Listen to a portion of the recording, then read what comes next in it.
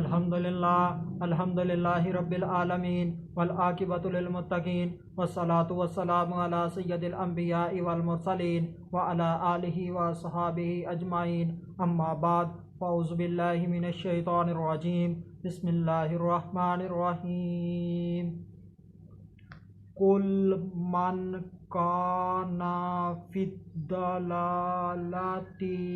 फलयमदुद लहुर रहमानु मद्दा हत्ता इज़ा रअव मा युअदूना इम्मल अज़ाब व इम्मस्साअह फसयअलमून मन हुवा शर्रुन मकानम व अदअफु जुंदा। सदक़ल्लाहुल अज़ीम। इन्नल्लाह व मलाइकतहु युसल्लूना अलन नबी या अय्युहल्लज़ीना आमनू सल्लु अलैहि व सल्लिमू तस्लीमा। अल्लाहुम्मा सल्लि अला सय्यिदिना व मौलाना मुहम्मदिन व बारिक व सल्लिम व सल्लु अलैहि। अस्सलातु वस्सलामु अलैका या सय्यदी या रसूल अल्लाह। अस्सलातु वस्सलामु अलैका या सय्यदी या हबीब अल्लाह। अस्सलातु वस्सलामु अलैका या सय्यदी या मुहम्मदुर रसूलुल्लाह सल्लल्लाहु अलैहि व आलिहि वसल्लम। अल्लाह तबारक व तआला की हम्द व सना और उसके प्यारे हबीब हज़रत मोहम्मद सल्लल्लाहु अलैहि व आलिहि वसल्लम की ज़ात अक़दस पर दरूद व सलाम का नजराना पेश करने के बाद मैं सच्चे दिल से दुआ गो हूँ कि अल्लाह अज़्ज़ व जल मुझे हक़ सच ठीक ठीक बयान करने की तौफ़ीक अता फ़रमाए। अगर इसमें कोई गलती कोताही हो तो अल्लाह अज़्ज़ व जल अपने शान करीमी के सदक़े से मुझ बंदा नाचीज़ को माफ़ी अता फ़रमाए। दुआया कलिमात के बाद आज का जो मेरा उन्वान है वो है अल्लाह का ढील देना और बुरा ठिकाना किसका। खुतबा के अंदर तलावत की गई आय करीमा सूरह मरियम आयत नंबर 75 पारा नंबर 16। तर्जुमा तुम फरमाओ जो गुमराही में हो तो उसे रहमान खूब ढील दे दे, यहाँ तक कि जब वो इस चीज़ को देखें जिसका उनसे वादा किया जाता है, या तो अजाब और क़यामत, तो वो जान लेंगे कि किसका दर्जा बुरा और किसकी फ़ौज कमज़ोर है। इस आयत करीमा से पिछली आयत के अंदर कुफ़ार ने कहा कि हम नमूद व नुमाइश में मुसलमानों से अच्छे हैं, हमारा ठिकाना हमारी मजलिसें अच्छी हैं। तो अल्लाह अज़्ज़ व जल ने कुफ़ार को जवाब दिया कि हमने तुमसे पहले कितनी कौमों को हलाक कर दिया। कुफ़ार ने मालो दौलत के होने को हक़ पर होने की दलील बनाया तो अल्लाह अज़्ज़ व जल ने फ़ैसला फ़रमा दिया कि जब ये काफ़िर अज़ाब को देख लेंगे या क़यामत को देख लेंगे तो उस वक्त मान जाएंगे कि किसका ठिकाना बुरा है। इस आय करीमा के आगाज़ में अल्लाह अज़्ज़ व जल ने फ़रमाया कुल मन काना फिद्दलालती, ए महबूब सल्लल्लाहु अलैहि वसल्लम आप फरमा दीजिए जो गुमराही में हो, जो अंधेरे में हो, जो जहालत में हो, जो बातिल पर हो, जो सीधे रास्ते पर ना हो, जो ना हक हो, जो सिराते मुस्तकीम पर ना हो, जो भटका हुआ हो, उसके आगे अल्लाह अज़्ज़ व जल ने फरमाया फल यमदुद लहुर रहमानु मद्दा, खूब ढील दे रहा है उसे रहमान। अल्लाह अज़्ज़ व जल अपने बागी को, अपने नाफरमान को ढील देते हैं, उसे छूट देते हैं, उसे मोहलत देते हैं, उसे आज़ाद कर देते हैं और वो ये समझ बैठता है कि अल्लाह अज़्ज़ व जल मुझसे राज़ी हैं, मैं हक़ पर हूँ, इसीलिए तो अल्लाह अज़्ज़ व जल मुझे इतनी ज़्यादा नेमतों से नवाज रहे हैं। हालांकि अल्लाह अज़्ज़ व जल उसका इम्तहान ले रहे होते हैं, उसको आज़मा रहे होते हैं कि वो इस आज़माइश में कैसा है। अल्लाह अज़्ज़ व जल उसे छूट देते हैं कि कुछ वक्त जो इसने करना है कर ले।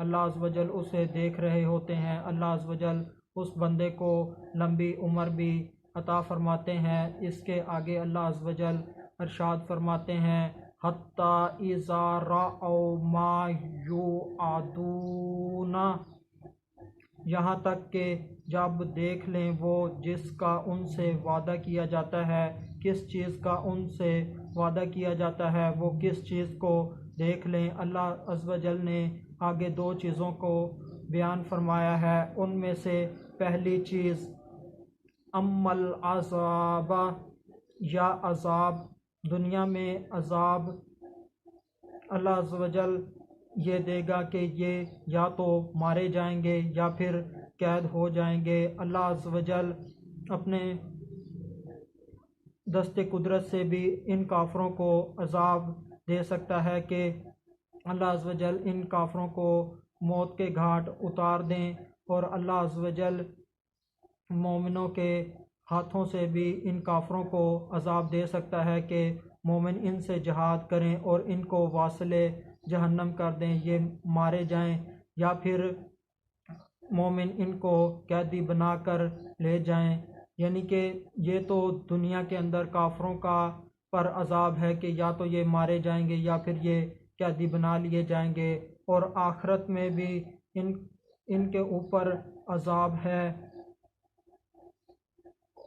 अल्लाह अज़्ज़ व जल इनको जहन्नम में डालेंगे। इसके बाद अल्लाह अज़्ज़ व जल फरमाते हैं, व इम्मस्साअह, और क़यामत ईमान वालों पर नहीं आएगी बल्कि ये काफरों के ऊपर आएगी। ये अचानक आएगी, इसका किसी को भी पता नहीं चलेगा। ये बहुत सख्त और वहशतनाक होगी। कोई आदमी किसी काम को कर रहा होगा या करने वाला होगा तो क़यामत आ जाएगी। मिसाल के तौर पर कोई आदमी कपड़े को बेचने के लिए कैंची से काटने वाला ही होगा कि क़यामत आ जाएगी। कोई आदमी अपने ऊँट की खुरली जिसमें चारा डाला जाता है उसको दुरुस्त कर रहा होगा कि क़यामत आ जाएगी, क़यामत अचानक आ जाएगी। शुरू में एक आवाज़ आएगी जिसे सूर कहते हैं। ये सुनने वालों को शुरू में बहुत भली लगेगी, लोग इसकी तरफ मुतवज्जे होंगे और फिर आहिस्ता आहिस्ता ये नागवार लगने लग जाएगी। लोग इससे बेजार हो जाएंगे, यहाँ तक कि लोग इससे मरना शुरू हो जाएंगे। लोग इससे सारे के सारे मर जाएंगे। आसमान फट जाएगा, सूरज बेनूर होकर ज़मीन पर गिर जाएगा, चाँद टुकड़े टुकड़े हो जाएगा, सितारे टूट जाएंगे, ज़मीन अपने ख़जाने उगल देगी, पहाड़ रुई के गालों की तरह उड़ते फिरेंगे, सब कुछ फना हो जाएगा, कुछ भी बाकी नहीं रहेगा। ये इंतहाई वहशतनाक दिन होगा। सिर्फ़ अल्लाह अज़्ज़ व जल की ज़ात ही उस दिन बाकी होगी जब काफिर इसे देख लेंगे। अल्लाह अज़्ज़ व जल इस आयत करीमा के अंदर आगे मज़ीद इरशाद फरमाते हैं, फ़सयअलमून मन हुवा शर्रुम मकानम व अदअफ़ु जुंदा, बस अनकरीब वो जान लेंगे कि किसका मकान बुरा है और किसका लश्कर कमज़ोर है। वहाँ काफरों का ठिकाना जहन्नम है और काफर जहन्नम के अंदर हमेशा हमेशा रहेंगे। ये बहुत ही बुरी रहने की जगह है। आज कुफ़ार दुनिया के अंदर अपनी फ़ौज को ज़ाहिर करते हैं, अपनी फ़ौज के ऊपर फ़ख्र करते हैं, इसके ऊपर इन्हसार करते हैं, इसकी तादाद को ज़ाहिर करते हैं, इसकी ताकत को ज़ाहिर करते हैं, इसकी काबिलियत को ज़ाहिर करते हैं। अब यानी कि अपनी फ़ौज के मुतल्लिक़ बताते हैं, इसके ऊपर घुमंड करते हैं। उस दिन पता चल जाएगा यानी कि क़यामत के दिन के किसका लश्कर कमज़ोर है। जब अज़ाब आएगा पता लग जाएगा किसका लश्कर कमज़ोर है। उस दिन मुसलमानों का ठिकाना जन्नत होगा। जन्नत बहुत ही प्यारी रहने की जगह है। इसमें मोमिन हमेशा हमेशा रहेंगे, ऐशो इशरत की ज़िंदगी होगी। और मुसलमानों की जो फ़ौज होगी उस दिन ताकतवर होगी।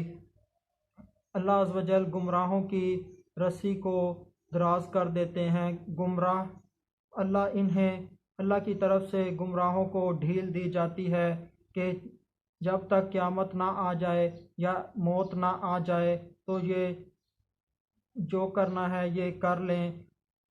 और और जब ये चीज़ें क़यामत या अज़ाब आ जाएगा तो उस वक्त उन्हें पूरा पता चल जाएगा कि फ़िल वाक़या बुरा शख्स कौन है और किसका लश्कर कमज़ोर है। दुनिया तो चढ़ती ढलती छाँव की मानद है, ना इसके ऊपर इन्हसार किया जा सकता है और ना इसके असबाब के ऊपर इन्हसार किया जा सकता है। गोया कि इस आयत करीमा के अंदर मुबाहला है, जैसे कि सूरह जुमा के अंदर यहूदियों से मुबाहला हुआ कि हमारे मुकाबले में तुम भी मौत की तमन्ना करो, और इसी तरह सूरह आले इमरान के अंदर ईसाइयों से मुबाहला हुआ जब वो हर तरह की दलील उनको दी जाने के बावजूद भी वो ना माने कि हज़रत ईसा अलैहिस्सलाम अल्लाह के बेटे नहीं हैं बल्कि वो रसूल हैं। तो उस वक्त मुबाहला हुआ कि तुम अपने बाल बच्चों समेत मैदान में आ जाओ और झूठों पर लानत करें। इसी तरह यहूदियों, ईसाइयों और मुशरिकों से मुबाहला हुआ तो उनमें से कोई भी मैदान के अंदर ना आया, उनको हिम्मत ना हुई।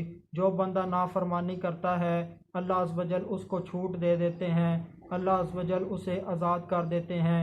अल्लाह अज़्ज़ वजल उसे देखते हैं कि वो क्या करता है, कौन सा फ़ेल करता है और उस फ़ेल में किस हद तक जाता है, क्या कुछ सर अंजाम देता है।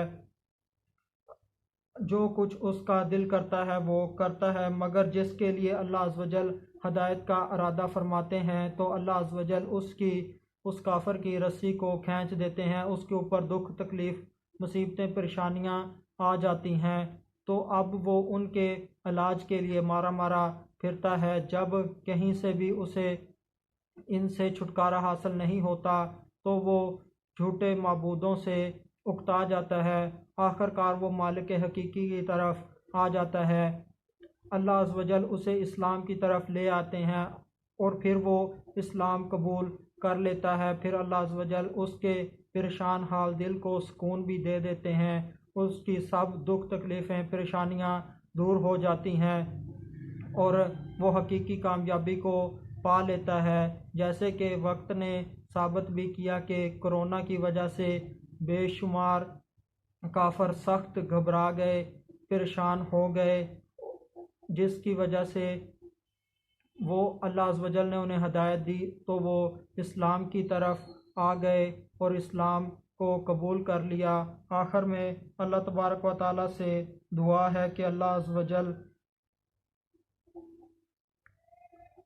इन काफरों को हदायत अता फरमाए कि वो ईमान ले आएँ, और मुसलसल वो काफर ईमान ला भी रहे हैं।